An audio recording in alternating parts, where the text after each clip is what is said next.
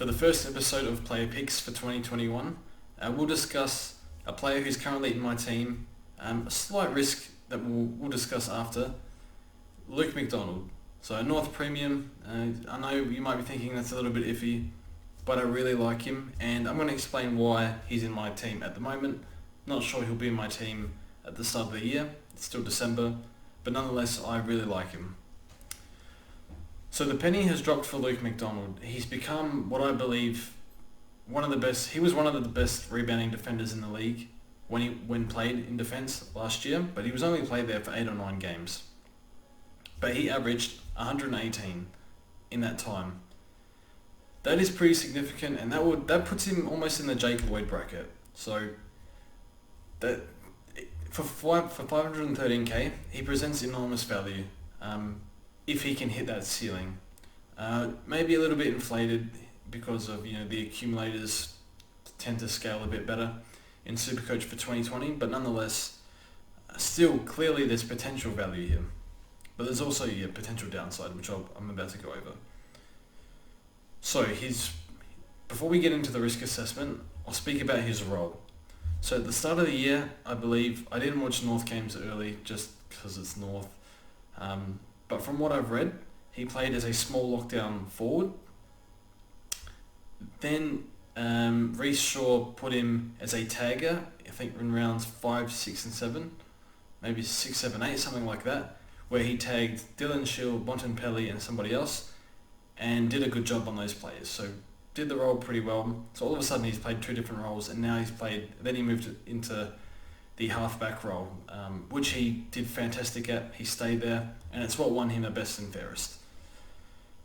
So obviously playing multiple roles, versatile, that's not good for Supercoach. We want him to stay in that defence. Me personally, obviously he wants to do the team thing. He's a team player. When you listen to Luke McDonald speak, if you're a North supporter, you'd be incredibly proud. He represents the club incredibly well. I think he said, this is his quote from, this was his interview on Trade Radio in, I think, October.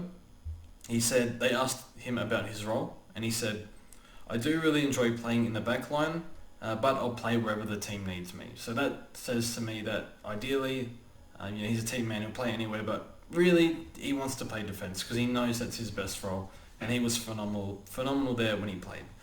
So professionalism, all that, he's unbelievable. The way he talks, super impressed.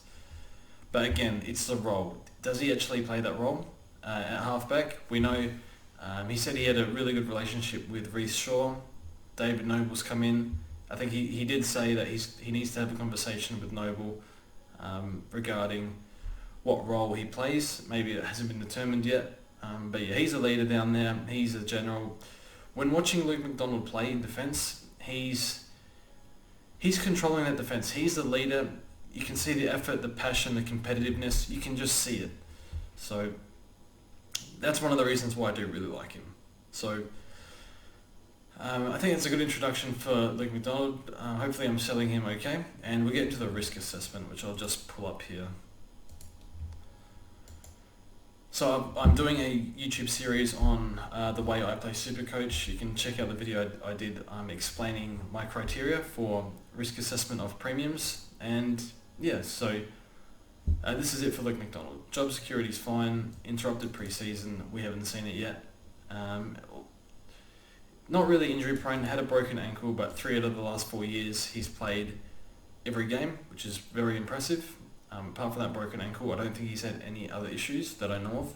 Did have a hamstring issue 2016, but since then I don't think anything. He's about to turn 26, so he's in his prime. And then all the green down here, that just means tick. That's just less things to worry about. If he plays in defence, he might cop a tag every now and then, but we rarely see defenders cop tags. But we have 3 issues here which I'm about to go over, and red here is very bad. It means high risk. So does this player have a Supercoach friendly role? Halfback flank should be his role, but again, does he get that role the entire time? We don't know. And this is a similar one, but is this player at risk of a role change, and what is the downside for that potential role change? Well, if he's a tagger or a he plays forward and locking down somebody, that's a disaster. He's not going to score very well. The pick kind of falls apart. But I think the question is, can you cop a few of those scores throughout the year if he's going to score massive playing loose defence? I believe, look, I'm only guessing, but I think he's too good not to use down back. The leadership he provides, the rebounding, the ball use, kickouts, everything, it's very hard to give up. But, if you need a tag Bont, or I don't think he'll play as a lockdown much, I'm not sure, but in terms of tagging a gun midfielder, we could see him tag a gun midfielder if required. If Bontempelli's out of control, Fifey could tag possibly. He is pretty tall. I think 190, something like that. Then you probably want to take those guys out of the game at the cost of having Luke McDonald in your defence. So that's the main issue. It's the role change. And the other risk is this player a proven scorer? Is there a big enough sample size, and was it recent?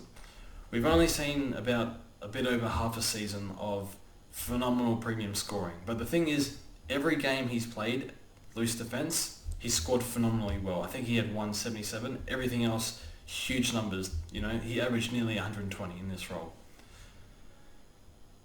So for me, my conclusion or the summary on Luke McDonald, I want to pick him, but I can't pick many other risky players. I'd maybe pick one other risk, and that risk might be Matthew Rao, who probably have high ownership anyway. But yeah, I think he'll play, I'm just guessing, but I think he'll play that loose defence role, but I think every now and then he might shift. We don't know. So if he does shift, I think you just got to hold him and trust that he'll go back to that role.